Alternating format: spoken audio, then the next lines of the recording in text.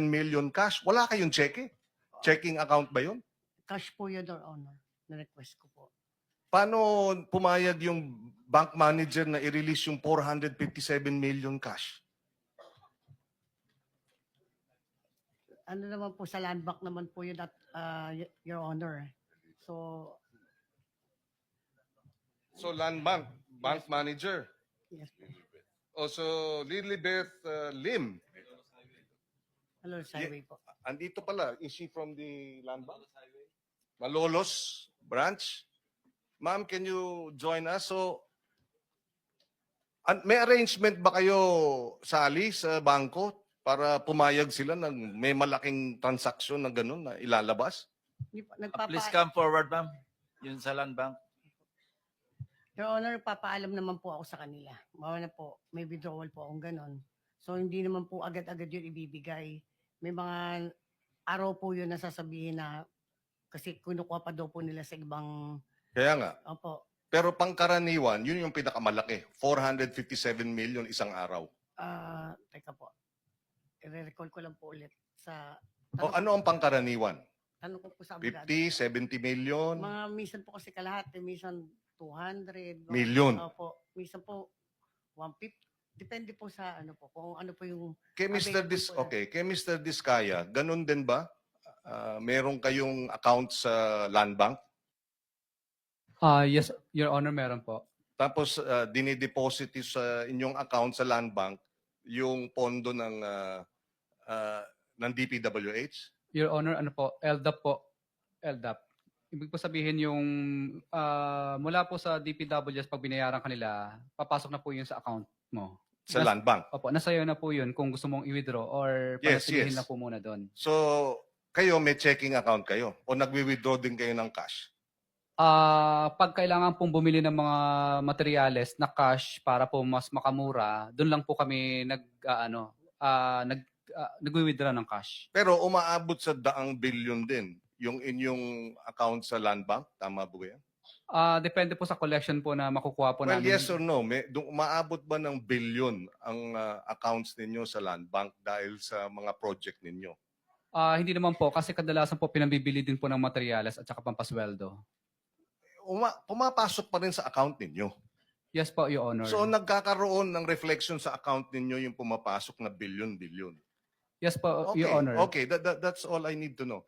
Ma'am, practice ba yan ng bangko na magre-release ng 457 million cash? Hindi ba red flag na yan na dapat nire-report? Ang gusto natin malaman dito complicit ba ang banking system natin sa ganitong klaseng corruption? Mr. Chair, apologies po that I can...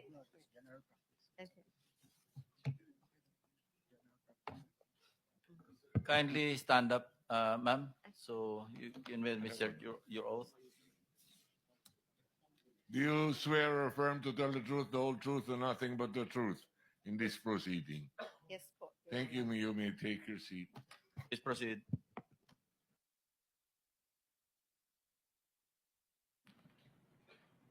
Go ahead, ma'am. Please answer the question. May I request to repeat the question if okay po? Apologies po, Yes. Mr. Chair. Ganun ba ang patakaran? You can I can answer. have 457 million pesos cash released as a bank on a single day, and wala ba, di ba red flag na yan? Di ba dapat nire-report na yan? We want to know if the banks are complicit in this the illegal transactions using government funding. You're land bank, di ba? The land bank is once the transaction is more than 500,000, it will be automatically captured by the system and be reported as covered transaction report. And It's automated po once it is over 500,000. that's all you do? At first, that is what we Yeah, are that's the law, doing. but Yes. that's all you do. Wala ba kayong know your customer? Nagwi-withdraw ng 457 million, okay lang? We have Report lang na over 500,000? We have due diligence and KYC as well upon opening of the account po, Mr. Chair. So how did this happen? Mm.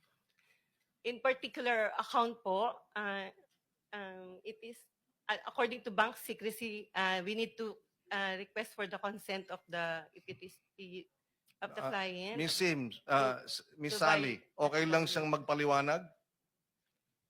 Under the bank, Your Honor, paalam lang po ako sa attorney ko.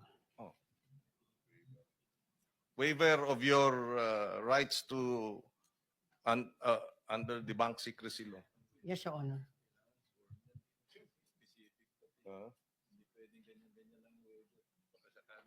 Well, anyway, so you're amenable. Go ahead, ma'am. Yes, we have a copy of the of the waiver that we can let her sign first now Okay. so that I can answer. Yes, so can you have that done? Well, while we're waiting for that, what we want to find out is paano nangyayari na daang milyon, kalahating bilyong piso, parang pikit mata ang ating banking Senator system. Pangilinan, for the information of the body, meron tayong kopya ng lahat ng ledgers ni Sims, ano? Ito, yung binabanggit yung 457 million, 2 araw po ito eh. Natik po 457 million, March 24, 2025. Yung isang withdrawal, total in 1 day, July 3, 2025. Ito yung sinasabi ni Ms. Santos, parehong delivered do sa office ni Engineer Bryce Erickson Hernandez. Marami po rito, ibibigyan ko kayo ng kopya. Yes, thank At, you. i-reproduce natin. Marami po, merong withdrawal na 180 million, may withdrawal na 141 million, withdrawal na 299 million, withdrawal na 65 million. Tsaka- Puro, yes. puro isang araw ito. Tsaka puro cash. Puro cash ito, cash. Okay. Bakit hindi cheque? O manager's check? Bakit walang patakaran ang bangko na, teka muna, kasi pag may cheque, meron ding paper trail. Kaya cash. Kaya 500 million cash sa loob ng 2 araw. Hindi napapansin ng ating government bank pa ho ito. At most likely, alam ninyong government funds yung binayad doon sa kliyente ninyo.